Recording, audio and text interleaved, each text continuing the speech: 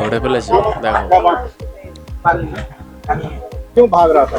বাচ্চা ছেলে अरे तुम अंदर घुस गया जाके क्यों अंदर किसे गया? अंदर क्यों भाग गया? नहीं सर नहीं अंदर क्यों घुसा? बांग्ला में जानता है बंगला में जानता है ये तो मालूम है ना, सब यहाँ पर खड़े हुए हैं, आप अंदर क्यों घुसा? नहीं सर अंदर पोलिंग बूथ में क्यों घुसा? पोलिंग हाँ, बूथ में क्यों घुसा कोई भेजा? कौन भेजा? कौन नहीं भेजा कौन भेजा? माथा में नहीं, दिखता है आप मीडिया के हैं? हाँ मीडिया हम परमिशन और मेरे को कार्ड दिखाइए। कार है इधर पे निर्वाचन कमीशन का एबीपी न्यूज है। ठीक है, वहाँ पर कैमरा लगा हुआ है। होता है। सर मैं पाद नहीं नहीं नहीं, मेरी बात सुनो, आपको भेजा कैसे? हम नहीं बोले वो आपने किया हमने क्या आप एकदम दौड़ करके अंदर को माथा खराब है। वैसा कुछ बोले ना बाल जी फाड़ पड़ी पब्लिक खड़ी हुई है, अकेला माथा खराब है। छोड़ दीजिए सर छोटा है छोटा है छोटा है के साथ हमारे पर बच्चेটা छोड़ दी हेलो लोग तुम्हारे बोलते जा रहा हूँ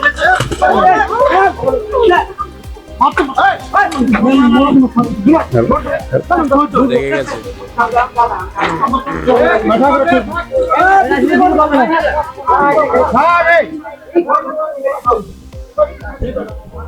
संतरी के साथ खड़ा है तो उसको तोड़ करके अंदर भाग के बूथ के अंदर घुस गया। अब कैसे घुसा, इसका क्या माथा है क्या नहीं है, जबरदस्ती करके घुस गया, मार तोड़ करने लगा। सबके सामने कैमरा लगे हुए हैं, सब दिखाई दे रहा है। ठीक है, वो क्या बोल रहा है बंगाली मेरे को समझ में नहीं आ रहा है। बंगाली से वो दौड़ करके भाग करके अंदर घुस गया और मारपीट करने लगा, साथ में हाथापाई करने लगा। इंटेंशन क्या ठीक है। गलत था उसका अब इंटेंशन गलत तो दिखाई दे रहा है भाई, हाथापाई किसी के साथ करेगा भाई, हम वर्दी में खड़े हैं, आपकी सुरक्षा के लिए खड़े हैं, तो हमारे साथ हाथापाई करके अंदर घुसेगा तो फिर क्या है? कहाँ का है अब ये अभी पता नहीं है कहाँ का है, ये आकर के बताएगा। अभी कैमरा लगा हुआ है, वो दिखाई दे रहा है सब कुछ, सभी लोग देख रहे होंगे।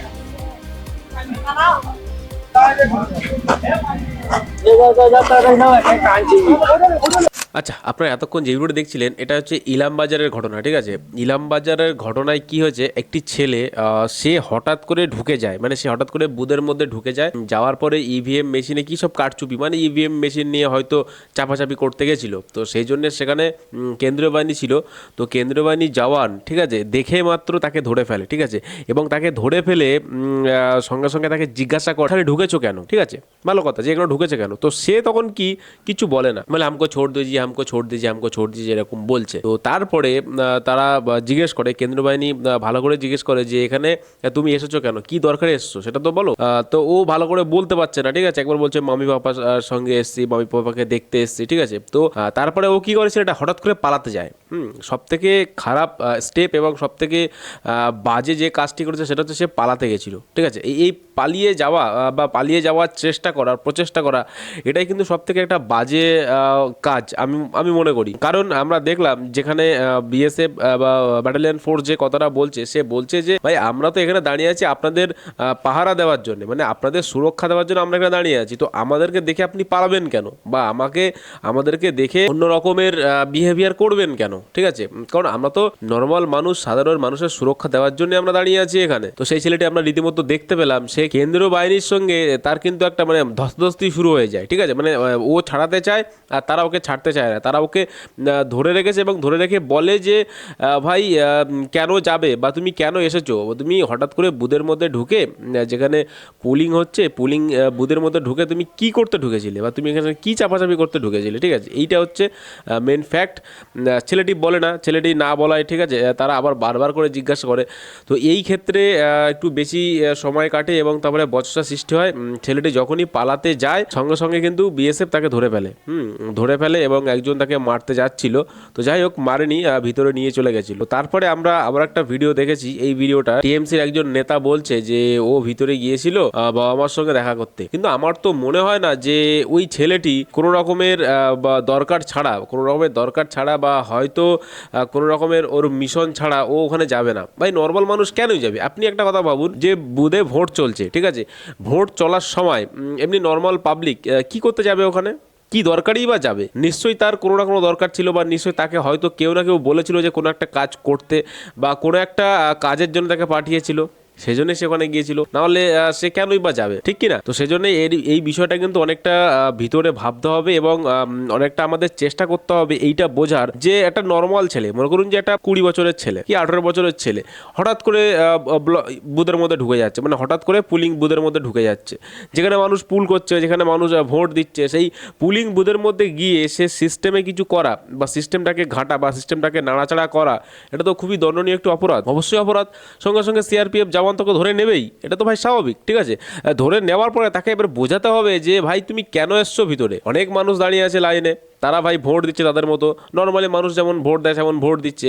তো ভোট দেওয়ার সঙ্গে সঙ্গে তুমি হঠাৎ করে ভিতরে ঢুকে যাচ্ছ, গিয়ে আর কি মেশিন নিয়ে টানাটানি করছো, বা মেশিনে ভুলভাল চাপছো, কেন? কোনো কারণ তো আছে, বিনা কারণে তো কিছু করবে না। তো সেইটা জিজ্ঞেস করে ছেলেটা কিন্তু বলতে পারে না, মানে একদমই বলতে পারে না। তারপর যখন বারবার প্রশ্ন করছে ছেলেটিকে, তখন ছেলেটি মানে ব্যস্ত হয়ে পড়েছে, এবং সে মানে বিএসএফ এর হাত থেকে ছাড়িয়ে পালানোর চেষ্টা করছে। কিন্তু ভাই অতই সোজা? বিএসএফ এর হাত থেকে পালিয়ে যাওয়া কি অতই সোজা? অতই কি ইজি? তাহলে ভাই অনেক কিছুই হয়ে যেত। তো যাই হোক, বিএসএফটা তাকে কিন্তু ভাই জোর জবরদস্তি ধরে রেখেছে, মানে একদম মানে জোর করেই ধরে রেখেছে। ধরে রাখার পর তারপরে গেটের মধ্যে নিয়ে গেল, নিয়ে গিয়ে ভিতরে নিয়ে গিয়ে হয়তো একটু খাতির যত্ন করেছে, কারণ তার যে ব্যবহার, কারণ ওই ছেলেটার যে ব্যবহার, ওইরকম বিহেভিয়ার তো একদমই উচিত না ভাই। পুলিং স্টেশনে ভোটের জায়গায়, যেখানে ভোট চলছে সেই জায়গায় ওরকম বিহেভিয়ার একদমই উচিত না। আর কেনই বা হবে না? আমাদের রাজ্যের যত বড় বড় নেতা এবং নেত্রী আছে, তারাই তো মানুষকে উচকে দিচ্ছে, তারাই তো বলছে বিএসএফ দেখলে এই নেবেন, ওই নেবেন, ঝাঁটা নেবেন, মহিলারা ওই নেবেন, সেই নেবেন, এইসব নিয়ে বিএসএফদেরকে তাড়া করবেন, মানে এইসব যে শেখানো হচ্ছে। তো এইগুলো শেখানোর পরে কেনই বা সাধারণ মানুষ বিএসএফের উপরে ক্ষুব্ধ হবে না, বা বিএসএফদেরকে বাজে কথা বলবে না, বা বিএসএফদের কেনই অ্যাটাক করবে না? ঠিক আছে, মানে এইগুলো মনে করুন যে এইগুলো ঘটনার একটা পরিপ্রেক্ষিত রূপ, মানে যেগুলো মানুষকে দিয়ে করানো হচ্ছে, বা যেগুলো মানুষকে দিয়ে বলানো হচ্ছে।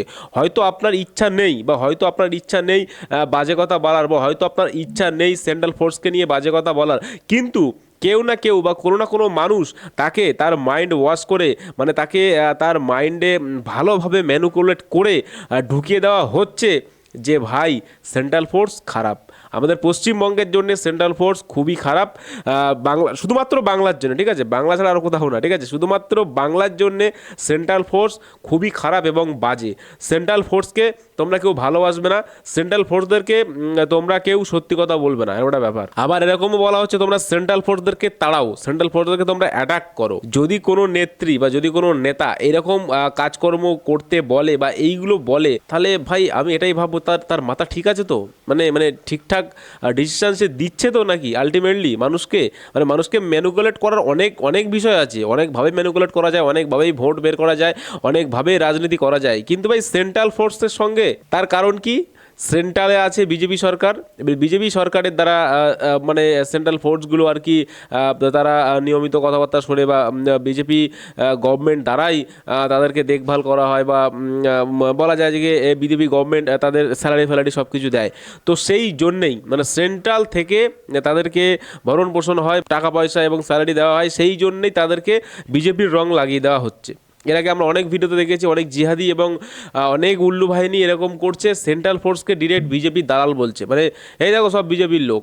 ভাই ওরা বিজেপির লোক না, ওরা হলো দেশভক্তি, মানে ওরা হচ্ছে দেশের ভক্ত, ওরা দেশকে ভালোবাসে, এই জন্য ওরা সেন্ট্রাল ফোর্সে চাকরি নিয়েছে। ওরা নর্মাল কোনো পুলিশের চাকরি নিতেই পারতো, কেউ নিতেই পারতো, কিন্তু দেশের জন্য যে নিজের জীবনকে উৎসর্গ করবে, দেশের জন্য যে লড়বে, সেই কিন্তু ভাই সেন্ট্রাল ফোর্সে চান্স পাবে, বা এই ভারতীয় জওয়ানে চান্স পাবে না, কিন্তু চান্স পাবে না। কিছুদিন একটা ভিডিও ভাইরাল হয়েছিল, আমরা দেখেছিলাম, একটা পুচকে মেয়ে, সেই ভিডিওটা আমি আমার ফেসবুকে ছেড়েছিলাম, মানে একটা পুচকে মেয়ে, জাস্ট বলতে বলুন একদম পুচকে, সেই পুচকে মেয়ের কথাবার্তা শুনলে আপনি জাস্ট অবাক হয়ে যাবেন। সে সেন্ট্রাল ফোর্সকে রীতিমতো গালি গালাজ করছে নোংরা অকথ্য ভাষায়, মানে বুঝতে পারছেন যে আমাদের পশ্চিমবঙ্গের মানুষের মেন্টালিটি কত নিচে চলে গেছে, মানে তাদের চিন্তাভাবনা কত নিচু, কত লো লেভেল হয়ে গেছে, যে central force, army, battalion force দেখলেই তাদেরকে নিয়ে বাজে কথা বলা, এবং তাদেরকে নিয়ে ঘৃণাজনক কথা বলা, এবং তাদেরকে নিয়ে হাসি ঠাট্টা করা এখন হয়ে গেছে পশ্চিমবঙ্গের একটা নিয়ম, বা পশ্চিমবঙ্গের একটা রুলস।